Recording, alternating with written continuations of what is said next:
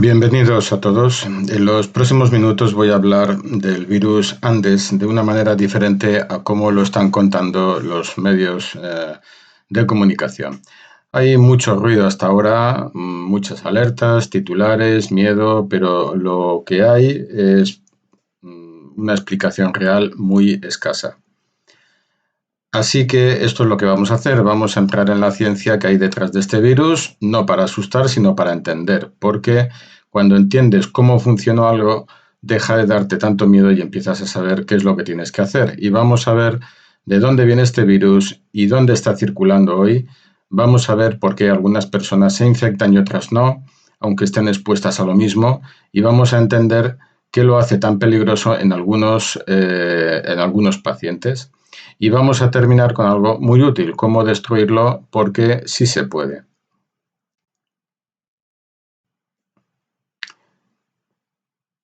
En este caso es importante hablar del virus Alto Paraguay porque cambia algo que deberíamos saber. Hay un virus que los científicos habían encontrado solo en los roedores de Paraguay y se llama el virus Alto Paraguay. Nadie pensaba que pudiera llegar a enfermar a personas. Era como una nota al pie en un informe de laboratorio. Y entonces, en plena pandemia del COVID, un chico de 15 años en Santa Fe llega al hospital con fiebre, tos y dolor de cabeza.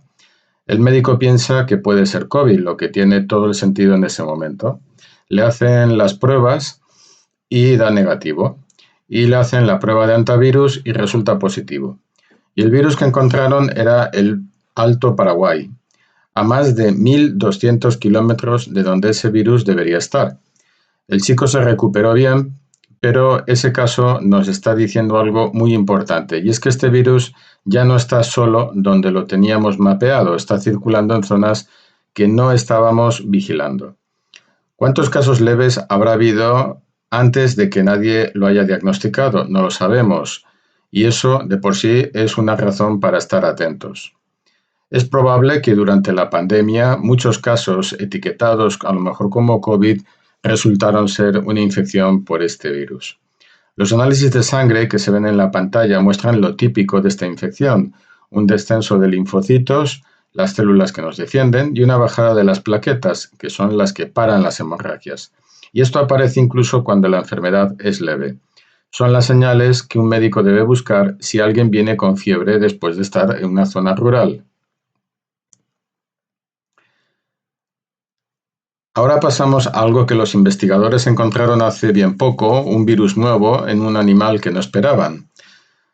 Existe un roedor en zonas húmedas a la orilla de ríos y arroyos en la zona de Santa Fe, que no es un ratón colilargo, que solo mencionamos cuando hablamos de los antivirus. Es un roedor diferente, de ambientes distintos, que hasta ahora pues nadie había asociado con este tipo de virus. Y este roedor se llama Scapteromyces aquaticus.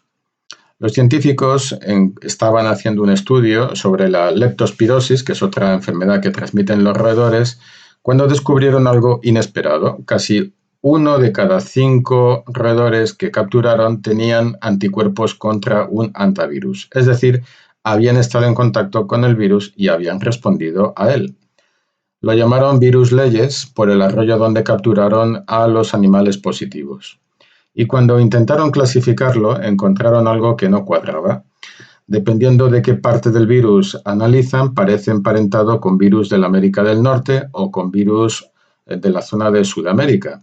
Eso en biología viral es una señal de que puede haber existido una mezcla de material genético entre virus distintos en algún momento de la historia. Y algo así como si tuviera un árbol genealógico de 2 continentes. Todavía no sabemos si este virus enferma a personas, pero que existe, que está en un animal que vive cerca de zonas habitadas y que los animales positivos aparecen más en áreas donde hay mucha actividad humana. Eso es una señal de alerta que los investigadores están tomando ya muy en serio. Vamos a hablar ahora de Argentina, que es donde más casos se concentran.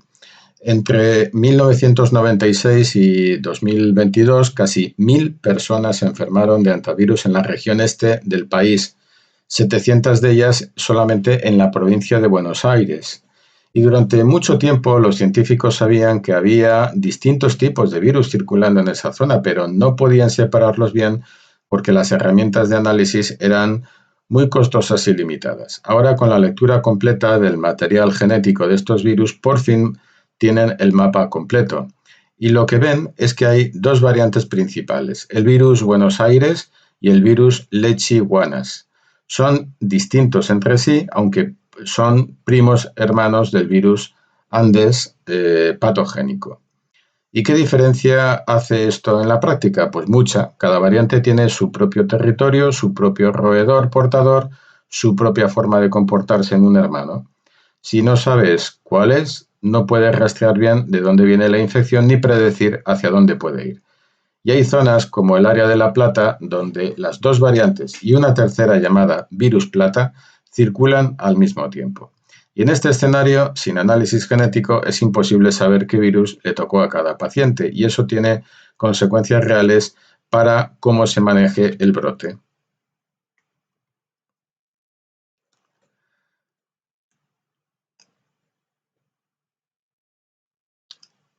Esto es quizás lo más sorprendente de toda la presentación y merecemos que nos detengamos un poco en ella. Ante la misma exposición al virus, algunas personas enferman y otras no.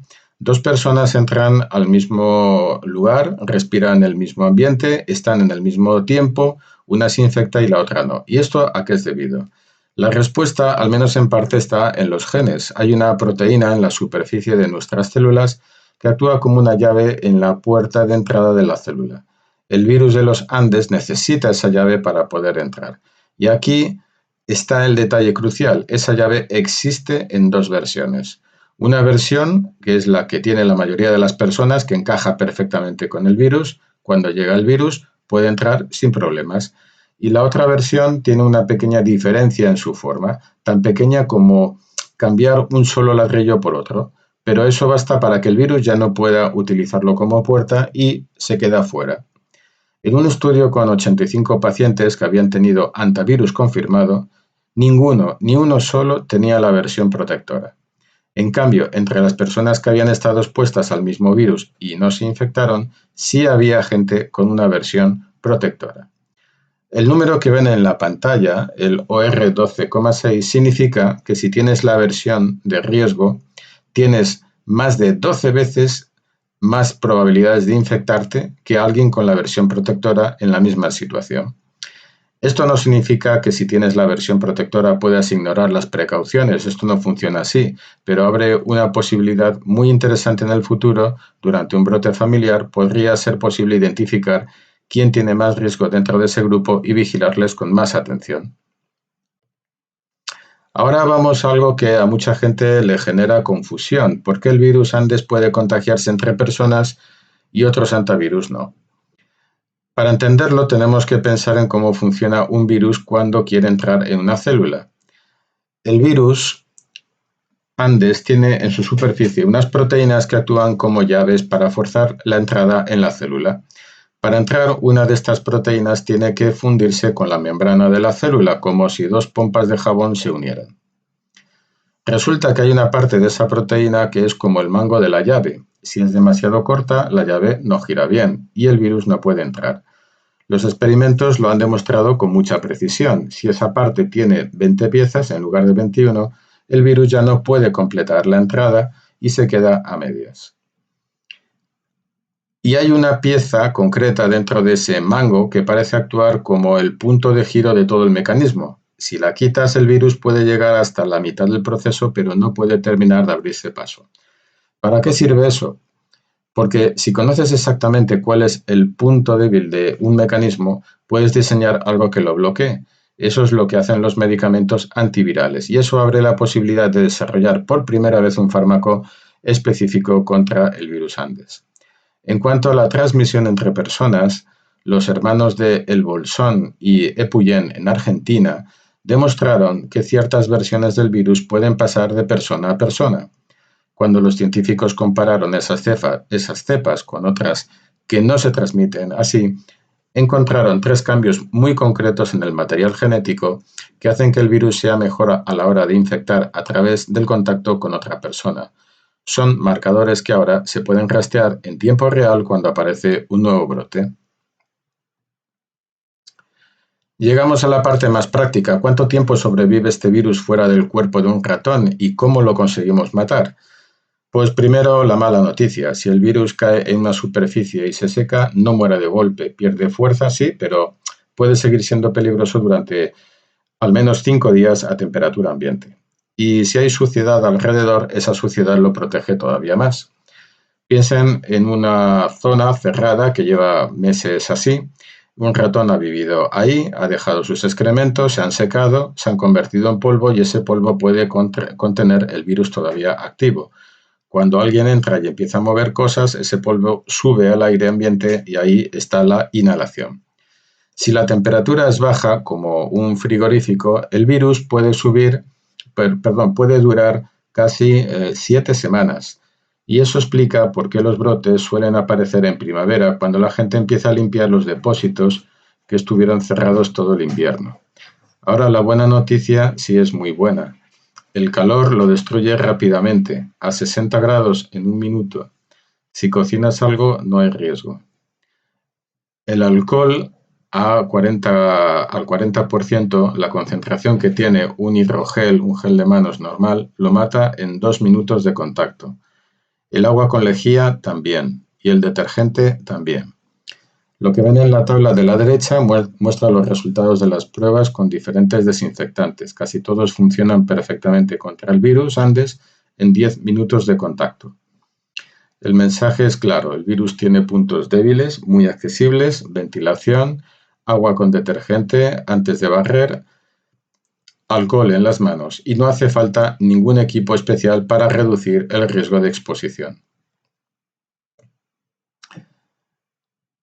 Y vamos a cerrar con honestidad, porque el virus Andes no tiene vacuna, no tiene tratamiento específico. Cuando alguien llega grave al hospital, los médicos lo que podemos hacer es mantenerlo vivo con oxígeno o con máquinas de respiración si hace falta y esperar a que su propio cuerpo gane la batalla. En los casos más graves eso no es suficiente. Eso es lo que hay hoy por hoy. Pero lo que también hay hoy es más ciencia sobre este virus que nunca antes, y esa ciencia está señalando cambios muy concretos. Sabemos que el mapa de riesgo está cambiando. El virus Alto Paraguay, el virus Leyes nos dicen que hay zonas y reservorios que no teníamos en el radar, y eso tiene que cambiar en la forma en que vigilamos. Sabemos que hay un marcador genético que indica quién tiene más riesgo de infectarse, y eso podría cambiar cómo seguir a los contactos durante un brote familiar. Sabemos que cambios en el virus hacen que pueda transmitirse entre personas, y eso nos permite rastrear en tiempo real si una cepa nueva tiene esa capacidad o no. Y sabemos cuál es el punto exacto del mecanismo que usa el virus para entrar en las células.